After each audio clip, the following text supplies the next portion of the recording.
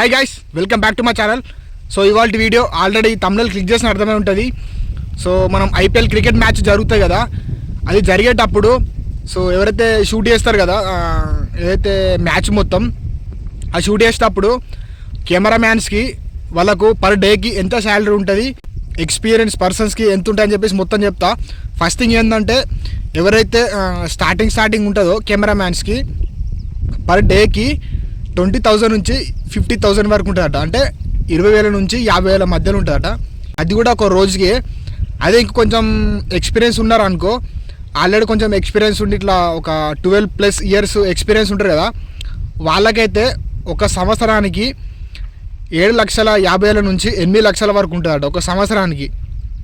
ఎవరైతే స్టార్టింగ్ ఉంటారో స్టార్టింగ్ వాళ్ళకైతే 20,000 నుంచి 50,000 వరకు ఒక రోజుకు ఉంటుందట. ఇది కూడా ఎట్లుంటుంది అంటే వీళ్ళు ఓన్లీ మ్యాచ్ జరిగేటప్పుడు మాత్రం వస్తారు కదా, మిగతా అప్పుడు రారు కదా.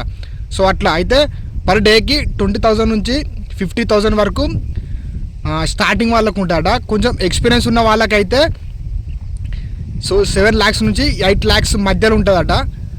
అదే ఒకవేళ ఇంకా కొంచెం ప్రొఫెషనల్ ఉంటారు కదా, సో చాలా ఎక్స్పీరియన్స్ ఉండి ప్రొఫెషనల్గా తీస్తారు కదా, సో ప్రొఫెషనల్ కెమెరామ్యాన్స్కి అయితే వాళ్ళకి ఇంకెక్కువ ఉంటుంది.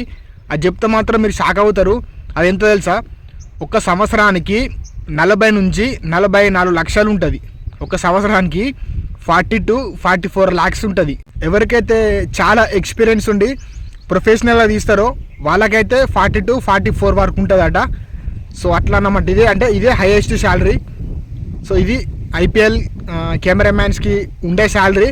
ఇంకొకటి ఏంటంటే ఎవరికైతే ఇంటర్నేషనల్ టెక్నీషియన్స్ ఉంటారో సో వాళ్ళకైతే ఒక్క మ్యాచ్కి ఒక 1 lakh తీసుకుంటారట వాళ్ళు. ఇంటర్నేషనల్ టెక్నీషియన్స్ ఉంటారు కదా, వాళ్ళైతే ఎన్ని మ్యాచ్లు చేస్తే అన్ని లక్షలు, అంటే ఒక్క మ్యాచ్కి 1 లక్ష తీసుకుంటారట. సో అట్లుంటుంది అన్నమాట. మళ్ళీ అందులో ప్రతి కెమెరామ్యాన్కి ఎవరైతే వీళ్ళకు ఐపీఎల్ జరిగేటప్పుడు వీళ్ళకి డబ్బులు ఇస్తారు కదా, వాళ్ళే ఫుడ్ తీసుకుంటారట, వాళ్ళే అకామిడేషన్ అట. Food and accommodation with salary ఉంటుందట. సో అట్లనమాట. అంటే ఐపీఎల్లో కెమెరామ్యాన్స్కి మంచి శాలరీ ఉంటుంది, మంచి స్కిల్ ఉన్న జాబ్ అది. బట్ ఏంటంటే అందులో అలా హార్డ్ వర్క్ కూడా ఉంటుంది.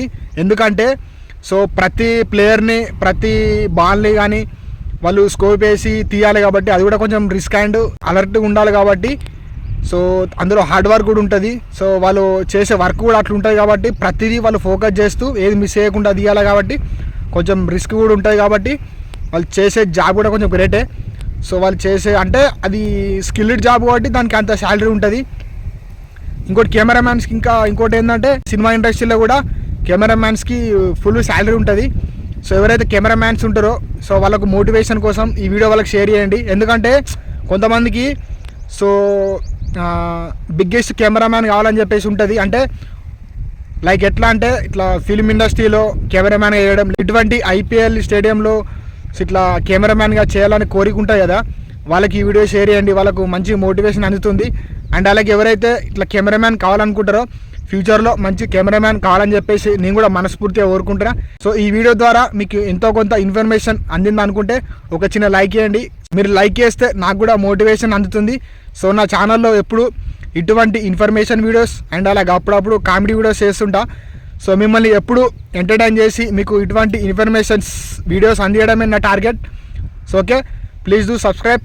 అండ్ మళ్ళీ కొత్త వీడియోతో మీ ముందుకు వస్తా. Thanks for watching.